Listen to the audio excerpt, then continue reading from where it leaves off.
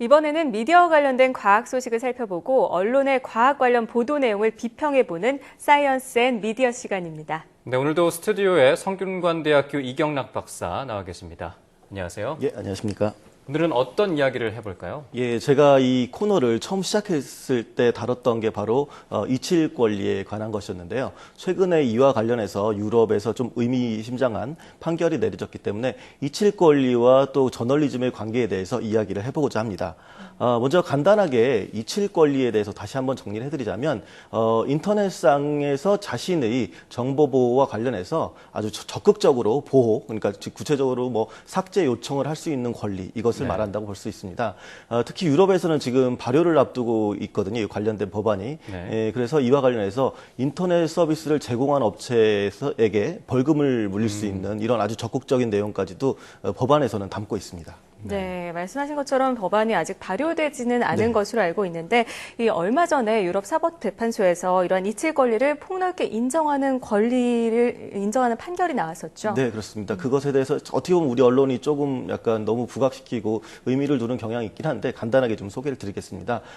지난 5월 13일에 유럽 최고법원인데요. 유럽 사법재판소는 변호사 출신의 그 스페인 남성이 구글의 기사 검색 결과를 지워달라며 낸 소송에서 그 원고의 손을 들어줬습니다. 네.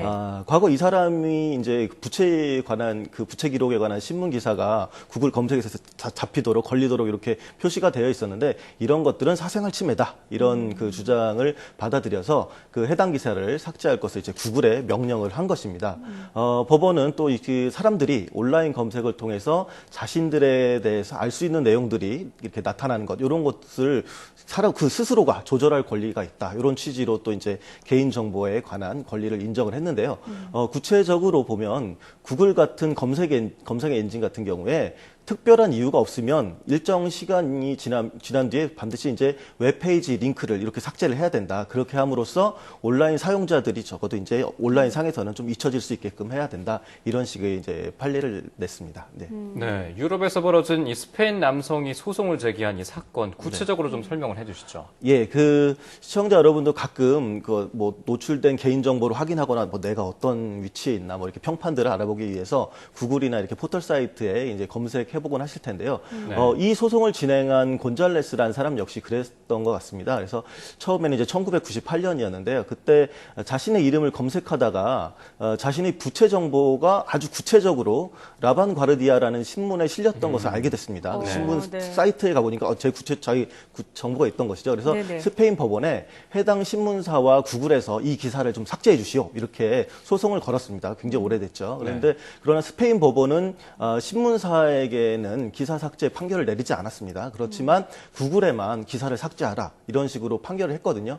그런데 이에 대해서 이제 구글이 나 그렇게 못하겠다. 그러면서 불복해서 항소를 했고 그 재판이 이제 유럽 사법재판소까지 이제 그 판결이 넘어가게 된 것이었습니다. 그럼 이전에 스페인에서 이미 구글에게 해당 기사를 삭제해라 네네. 이렇게 판결을 내린 셈이네요. 예, 그렇습니다. 네, 그럼 이 구글이요 네. 그냥 검색 내용을 링크해서 보여주는 이런 시스템 아닌가요? 네, 사실? 그렇죠. 예. 말씀하신 대로 구글은 해당 데이터를 수집해서 그러니까 단순하게 제공할 뿐이지 콘텐츠, 즉 기사 내용에는 전혀 관여하지 않습니다. 구글이 또 언론사도 아니고요. 즉 정확하게 말하자면 법원이 구글에게 삭제하라고 명령한 것은 곤잘레스라는 그 원고의 이름을 검색했을 때 나오는 그 굉장히 많은 정보가 있을 텐데 그 중에서 그 과거 부채 정보, 그 중에서도 또 그것을 게재한 신문으로의 링크 요 정도만 없애라고 이렇게 한 것이거든요. 사실 당사자 입장에서는 과거 뭐 부채 정보가 다 삭제되었으면 좋겠다라고 생각할 수 있겠지만 애초 스페인 법원부터도 원래 기사, 그러니까 저널리즘 영역에서의 삭제는 인정하지 않고 있었던 것이다 이렇게 볼 수 있습니다.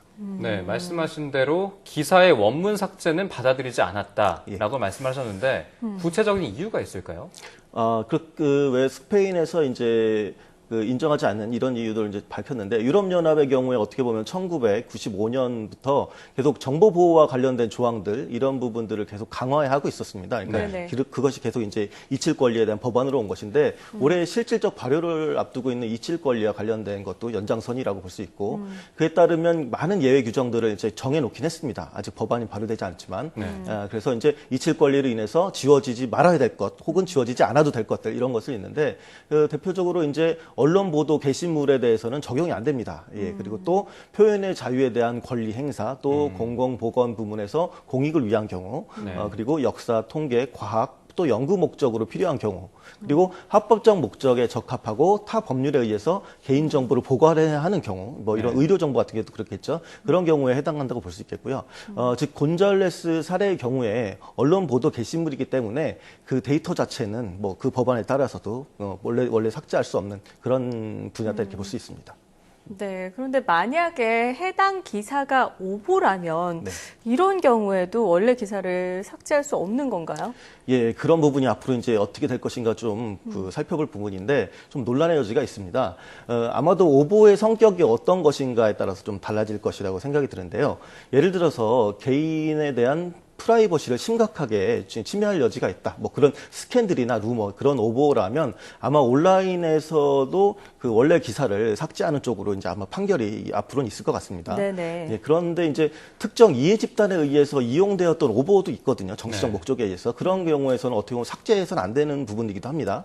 예를 들어서 뭐 종편 채널이 방송산업진흥에 대해서 이제 어떤 역할을 할까 이런 것을 그런 조사도 옛날에 있었고 또 뭐 경인 알아뵙길 수요 예측 관련 조사 이런 것들도 어떻게 보면 오류이고 왜곡이기도 하고 오보일 수도 있는데 그런 보도에 대해서는 그 오류 및 역사에 대한 역사적 기록이라는 측면에서 또 정치 권력을 감시하는 저널리즘 본연의 입장 그런 측면에서도 아마 삭제돼서는 안 되는 분야 아닐까 이렇게 생각됩니다. 네. 네, 일각에서는 그리고 또 이런 이야기도 나오고 있어요. 뭐 검열이 될 수도 있는 거 아니냐. 이 법안이 나중에 검열까지 하는 게 아니냐. 그리고 혹은 더 나아가서는 언론 타협이 될 수도 있다라는 이야기도 나오고 있는데 이것은 어떻게 보십니까? 예, 그런 이야기들이 계속 유럽에서도 지금 나오고 있습니다. 그래서 실제로 영국의 한 정치인은 과거 자신의 부정적인 행적의 기사가 검색되지 않도록 해달라고 이제 그 이후에 이제 구글에다가 요청을 한 모양입니다. 또 어떤 사람은 아동 성폭력 사진을 소유한 혐의로 이제 실형을 받았기도 했는데 그 내용도 이제 정보 검색에서 빼달라 이런 식으로 이제 청원을 하기도 했다고 하는데요. 그런데 이런 보도들은 그 이칠 권리의 예외 조항, 아까도 이제 뭐 그 저널리즘도 말씀드렸지만 그런 것들이나 혹은 판결의 본의를 잘 모르기 때문이다 이렇게 보여집니다. 또 언론의 잘못된 해석도 한몫하고 있는데요. 그 아까 지적한 바대로 그 저널리즘의 산물로서 본래 기사는 지울 수가 없습니다. 또 즉 이 문제는 어떻게 보면 개인의 인터넷상 프라이버시권의 확대 측면에서 이칠 권리 이것을 좀 볼 필요가 있지. 어떻게 보면 그 반대론자들이 이야기하는 저널리즘의 억압 측면에서 보는 것은 좀 지나친 측면이 있습니다. 그래서 좀 더 살펴볼 필요가 있겠죠. 네. 네, 사실 원하지 않는 개인정보가 인터넷에 떠돌면 당연히 삭제를 요구하는 것이 맞지 않을까 이런 생각해보게 되는데요. 그것보다 무엇보다 처음부터 개인의 권리를 침해하지 않는 올바른 보도 윤리를 갖추는 것이 더욱 필요해 보입니다. 네. 자, 지금까지 성균관대학교 이경락 박사와 함께했습니다. 오늘 말씀 고맙습니다. 네, 감사합니다.